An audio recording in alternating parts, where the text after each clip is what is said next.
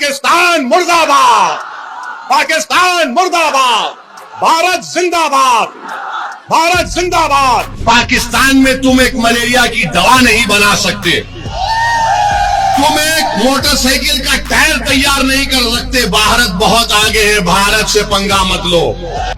भीख मंगे हैं ये लोग, यकीन मानो ऑफिशियल भीख मंगे हैं पाकिस्तानी। ये एलईडी पाकिस्तान की हुकूमत की आईएसआई की एक नाजायज औलाद है। तुम्हारे मुल्क का बजट हमारे मिलिट्री के बजट के बराबर नहीं है। पाकिस्तान को समझाने का वक्त खत्म हो चुका है। इन कमीनों ने जो हरकत की, वहां पर नाम पूछकर गोली मारे, समुदाय पूछकर मारे, ये जो हरकत किए ये कुत्ते, इनको सजा मिलना जरूरी है। इनको जड़ पेड़ से इनको सबक सिखाने की जरूरत है। इलीगल पैसों से फाइनेंस करे टेररिज्म ये लोग। घर में घुस के मारते बोले ना, अब घर में घुस के बैठ जाना, खत्म। पड़ोसी मुल्क के ऊपर वो सुधरने वाले नहीं है, याद रखो आप। अल्लाह उनकी दुम को सीधा करे, वरना फिर वक्त आएगा उनको और सीधा करना पड़ेगा। हम पाकिस्तान के दूल्हे भाई हो गए आजकल। नमस्कार दोस्तों, कुछ सप्ताह पहले तक एमआईएम नेता असदुद्दीन ओवैसी का नाम सुनते ही आपके जहन में क्या आता था? और पहलगाम हमले के बाद से जिस ओवैसी को आप देख और सुन रहे हैं, उनके बारे में सोचकर आपके जहन में क्या आता है? आदमी वही है, लेकिन क्या आपके नजरिए में भी कुछ बदलाव आया है? क्या आपको भी लगता है कि पहलगाम हमले के बाद से आज तक ओवैसी के जिस तरह से बयान आए हैं वो उनकी पहले की छवि से अलग है? क्या आपने भी मेरी तरह ओवैसी के इस नए रूप को देखा है जिससे देश परिचित नहीं था? मशहूर शायर निदा फाजली साहब का एक पुराना शेर है, हर आदमी में होते हैं 10-20 आदमी, हर आदमी में होते हैं 10-20 आदमी, जिसको भी देखना हो कई बार देखना। मतलब ये कि आदमी के कई रूप होते हैं। कई बार किसी शख्स के लिए जो छवि आपके मन में होती है वो छवि अचानक बदल सकती है। कई बार किसी नेता को लंबे अरसे से जिस रूप में हम या आप जानते हैं, अचानक कोई ऐसा रूप उसका सामने आ जाता है कि लोग हैरान रह जाते हैं। ऐसा मैं इसलिए कह रहा हूं क्योंकि पहलगाम हमले से पहले तक जिस ओवैसी को पूरा देश मुस्लिम हितों के लिए लड़ने वाले एक हार्डलाइनर नेता के तौर पर जानता और मानता था, जिस ओवैसी को हिंदुत्ववादी लोग कट्टर मुस्लिम नेता के तौर पर मानते थे, ट्रोलिंग करते थे, विपक्ष और लिबरल समूह के लोग भी जिस ओवैसी पर कई बार बीजेपी का कार्ड खेलने के आरोप लगाते थे और संदेह की नजरों से देखते थे, उस ओवैसी का कौन सा चेहरा देश ने बीते 26 दिनों में देखा है? पहलगाम हमले के बाद आतंकवाद के खिलाफ, पाकिस्तान के नापाक मंसूबों के खिलाफ देश के एक मुखर आवाज बनकर उभरे हैं ओवैसी। पाकिस्तान ही नहीं, पाकिस्तान का साथ देने वाले टर्की जैसे मुल्क के खिलाफ भी एक बुलंद आवाज बनकर उभरे हैं ओवैसी।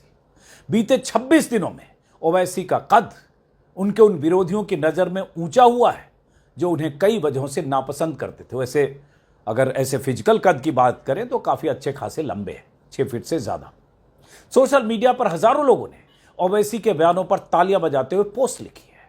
ओवैसी ने कई बार पाकिस्तान के खिलाफ इतने मारक बयान दिए हैं जितने विपक्ष के ज्यादातर नेताओं ने भी नहीं दिए। उनके भाषण सुनकर कई बार मेरे मुंह से बेसाख्ता निकला, वाह ओवैसी जी वाह। अब दुनिया के देशों में पाकिस्तानी आतंकवाद पर भारत का पक्ष रखने के लिए सरकार की तरफ से सांसदों का जो प्रतिनिधि मंडल जा रहा है, ओवैसी उस प्रतिनिधि मंडल का भी हिस्सा है। ओवैसी सांसदों के उस डेलीगेशन का हिस्सा है जो सऊदी अरब, कुवैत और बहरीन जैसे मुस्लिम देशों में पाकिस्तान के खिलाफ मोर्चा खोलेगा। हैदराबाद से लगातार 5 बार सांसद चुने गए ओवैसी की सियासत से अब सहमत हो या असहमत हो, इसमें कोई शक नहीं कि वो एक शानदार वक्ता है। संसद में भी कई बार उनके भाषण हमने सुने हैं, लेकिन पहलगाम हमले के बाद जो सुना वो कमाल का है। तो मैं आज चाहता हूं कि ओवैसी के कुछ चुनिंदा बयान और भाषण के टुकड़े आपको सुनाए जाएं। पहलगाम हमले के बाद से अमूमन हर रोज पाकिस्तानी आतंकवाद के खिलाफ ओवैसी के तीखे बयान आए हैं।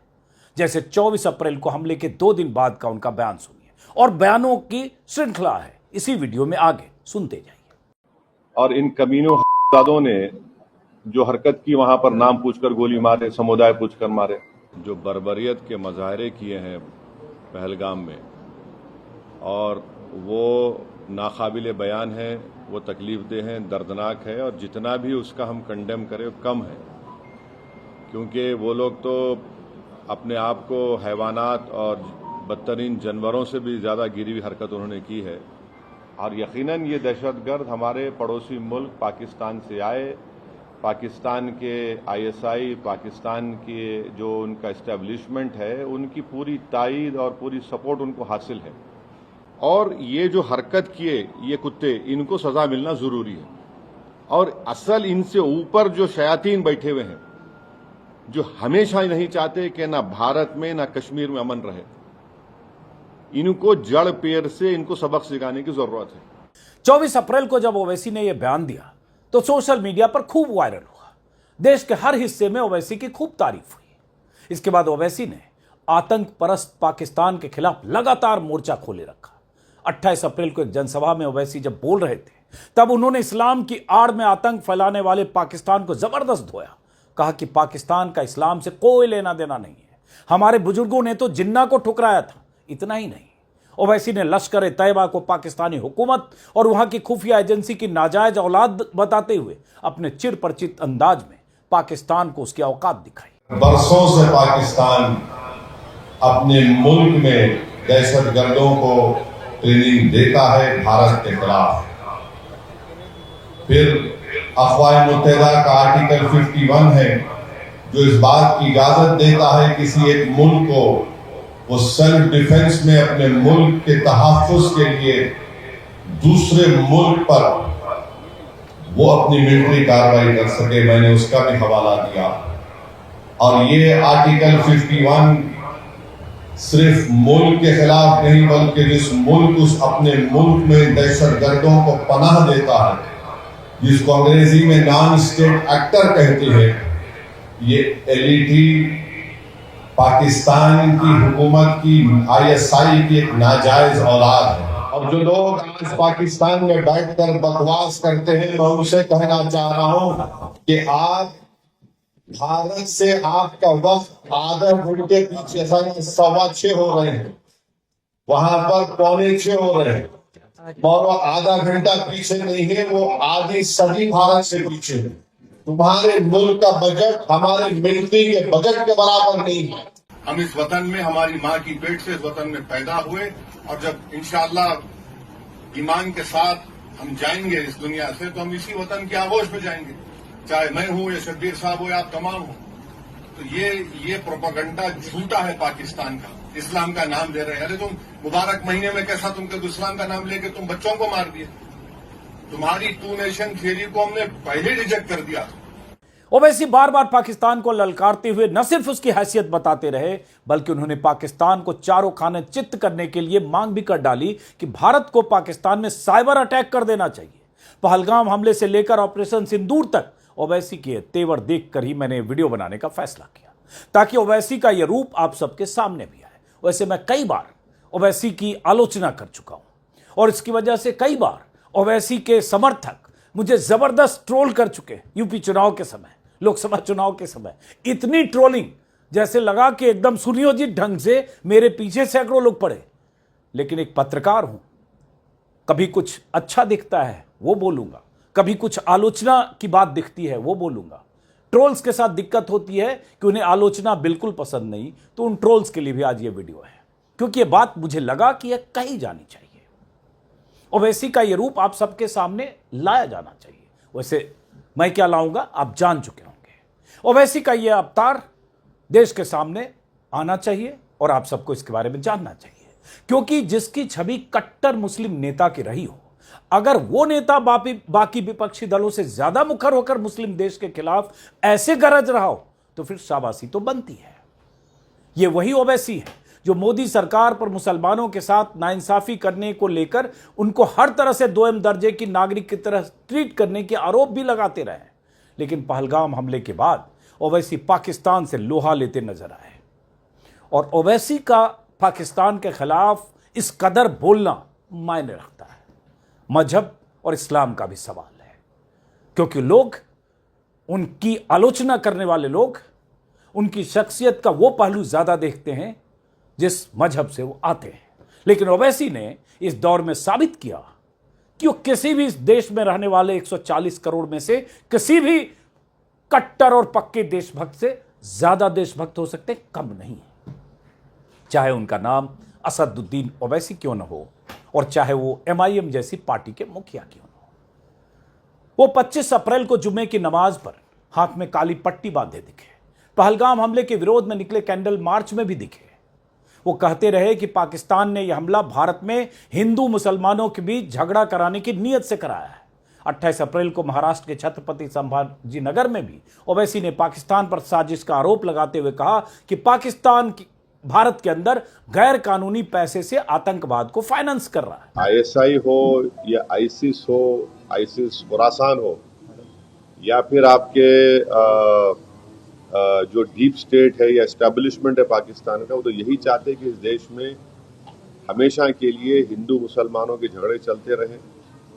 तो इसीलिए उन्होंने हरकत की और पाकिस्तान को फिर से FATF की ग्रे लिस्ट में लाना जरूरी है। फाइनेंशियल एक्शन टास्क फोर्स में उनको ग्रे लिस्ट में लाए। ग्रे लिस्ट में लाए तो उनको ये देखिए, इलीगल पैसों से फाइनेंस करे टेररिज्म ये लोग, कोई व्हाइट का पैसा नहीं कि इलीगल पैसे से। तो FATF की दोबारा लिस्ट की ग्रे लिस्ट में पाकिस्तान को डालना जरूरी है। हम डिमांड करेंगे ये गवर्नमेंट से कि उनको FATF की ग्रे लिस्ट में डालो आप, तभी जाकर उनका होगा। और हम लोग पूरा उन पर साइबर अटैक करना, हमारे पास एथिकल हैकर्स है, हमारे पास नेवल और एयरफोर्स ब्लॉकेट कर सकते, इंटरनेशनल लॉ में कर सकते हम। ओवैसी की जुबान से निकली हर बात में दम था और है। पाकिस्तान के खिलाफ आक्रोश उनके अल्फाजों में लगातार झलकता है। उन्होंने यहां तक कह दिया कि जो देश चीन के पास गिरवी रखा है, जो देश अपनी आवाम के लिए मलेरिया की दवाई नहीं बना सका, जो देश मोटरसाइकिल के टायर तक नहीं बना सकता, वो देश इस्लाम की आड़ में भारत के अंदर बीते 75 सालों से नापाक साजिशें रचता आया है। ये भी कहा ओवैसी। पाकिस्तान में तुम एक मलेरिया की दवा नहीं बना सकते, तुम एक मोटरसाइकिल का टायर तैयार नहीं कर सकते। भारत बहुत आगे है, भारत से पंगा मत लो। अल्लाह का शुक्र है कि हमारे बुजुर्ग नहीं गए वहां पर, वरना इन पागलों को हमको देखना पड़ता। जो लोग गए उनको बर्दाश्त कर रहे हैं। हमको पाकिस्तान से कभी मतलब था ना कभी रहेगा। अरे ये तुमको शर्म नहीं है कि तुम्हारे मुल्क को चीन के पास गिरवी कर दी हो और तुम इस्लाम की बात करते हो? वो चीन जो जिनजियांग में मुसलमानों को 20 लाख मुसलमानों को कैद में बंद कर दिया, जिनको जबरन सूअर खिलाया जा रहा है चीन में, आज वो मिनिस्टर इस्लाम की कामयाबी की बात करता है। पूरे 26 दिन तक आज की तारीख को जोड़े तो पाकिस्तान के खिलाफ ओवैसी का रवैया ऐसे ही आक्रामक रहा। वो पाकिस्तान के हर एक प्रोपेगेंडा को ध्वस्त करने में फ्रंट फुट पर नजर आए। ओवैसी ने पाकिस्तान को दो टूक लहजे में कहा कि हमने पार्टीशन के वक्त ही 2 नेशन थ्योरी ठुकरा दी थी। जो शरीयत वाली सरकार चाहते थे वो पाकिस्तान चले गए और अमन पसंद लोग यहीं रह गए। ओवैसी यही नहीं रुके, उन्होंने पाकिस्तान को ऑफिशियल भिखमंगा बताते हुए IMF को निशाना पर लेते हुए यहां तक कह दिया कि IMF पाकिस्तान को इंटरनेशनल मिलिटेंट फंड दे रहा है। IMF बार बार ये लोग बोल रहे कि इस्लाम की जंग हो रही है भारत से। कौन सा इस्लाम है तुम्हारा, बताओ?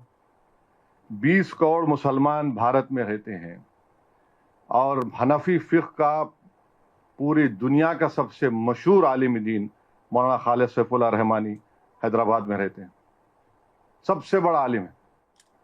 आप पहलगाम में आप थोड़ी देर के लिए सोचिए कि औरतों को अलग करना, बच्चों को अलग करके कलमा पढ़ो तुम हिंदू हो या मुसलमान, गोली मारेंगे।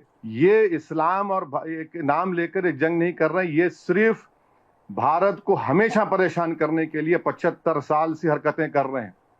जो शरीर थे वो तोड़े मुल्क को, जो अमन पसंद थे उस मुल्क में रह गए। अब भीख मंगे हैं ये लोग, यकीन बोलो ऑफिशियल भीख मंगे हैं पाकिस्तानी। IMF से लोन ले रहे जाके $1 बिलियन का। आप 75 साल से आपने क्या किया? किसने आपको मजबूर किया IMF का लोन लेने के लिए? और अफसोस की बात यह है कि IMF का लोन ले रहे हैं और ये इंटरनेशनल, मेरे को माने ये इंटरनेशनल मॉनेटरी फंड नहीं, ये इंटरनेशनल मिलिटेंट फंड दे रहे हैं पाकिस्तान को, वो इस्तेमाल करेंगे। अब आप देखिए ये यूएसए है, जर्मनी है, जापान है, ये कैसा है लोग इसको अग्री कर रहे हैं, जबकि हमारी जमीन पर, हमारे घरों पर, हमारे सिपाहियों पर हमले हो रहे हैं और इनको 1 बिलियन क्या है का लोन मिला रहा है। ओवैसी ने ये बातें 10 मई को जम्मू कश्मीर के उरी में कही। वहां उन्होंने पाकिस्तान को दुनिया के लिए खतरा बताते हुए कहा कि अब उसके पास जो न्यूक्लियर बम है उसे नष्ट किए जाने की जरूरत है। ओवैसी ने पाकिस्तान के भारत पर हमले को लेकर किए गए झूठे दावों को न सिर्फ प्रोपेगेंडा बताया बल्कि जमकर पाकिस्तान की मुखालफत की। हमको एक सीसा पिघली दीवार की तरह ऐसे मुल्क के खिलाफ खड़े होना है जो सारी दुनिया के लिए खतरा है भी, बल्कि कभी ना कभी किसी वक्त पे इस दुनिया को, इस दुनिया के जी असर लोगों को, उनके लीडर्स को तय करना पड़ेगा कि क्या इस मुल्क में न्यूक्लियर बम रखने की इजाजत दी जा सकती है। इनके पास जो न्यूक्लियर बम है उसको डिसआर्म करने की जरूरत है, इसको खत्म करने की जरूरत है। और बार बार आप बोल रहे हैं, कमीनगी की हद ये है कि श्रीनगर में दवाखानों को निशाना बनाया गया।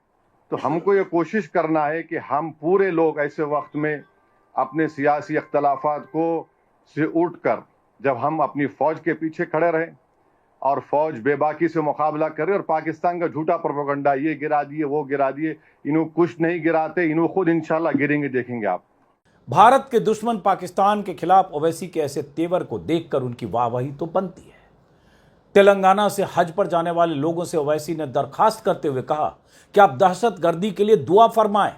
ओवैसी ने कुत्ते से पाकिस्तान की तुलना करते हुए कहा कि वो कुत्ते की दुम की तरह है जिसे सीधा करने की जरूरत है। मुझे हिंद से ठंडी हवा आती है, कि मुझे हिंद से ठंडी हवा आती है, तो इसीलिए किसी शायर मशरिक ने कहा था कि मीर अरब को जहां से ठंडी हवा आई वही मेरा वतन है, वही मेरा वतन है। तो इस वतन की सालमियत के लिए, इस वतन की को ताकतवर बनाने के लिए, दहशतगर्दी के खात्मे के लिए और इंसाफ को मजबूत करने के लिए आप दुआ फरमाइए। नहीं मालूम आपकी किसकी दुआ में तो तासीर होगी जो अल्लाह उन दुआओं को सुन ले। पड़ोसी मुल्क के ऊपर वो सुधरने वाले नहीं है, याद रखो आप। अब आप दुआ करो, हज को जा रहे, अल्लाह उनकी दुम को सीधा करे, वरना फिर वक्त आएगा उनको और सीधा करना पड़ेगा।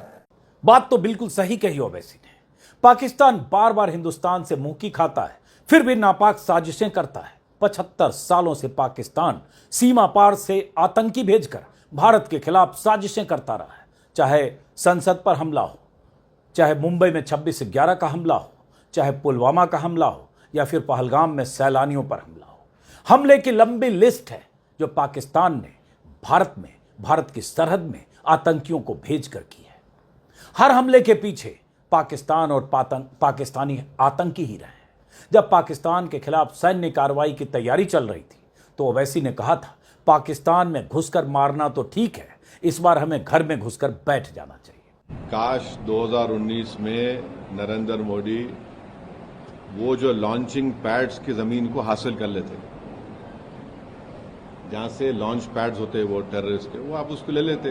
अब के बार अगर कुछ एक्शन ले रहे तो घर में घुस के बैठ जाना, घर में घुस के मारते बोले ना, अब घर में घुस के बैठ जाना, खत्म, ये होना चाहिए। एक बात सुनिए, पीओके नहीं, पीओके का रेजोल्यूशन है पार्लियामेंट का, भारत की पार्लियामेंट का रेजोल्यूशन है, वो भारत का है बोल के।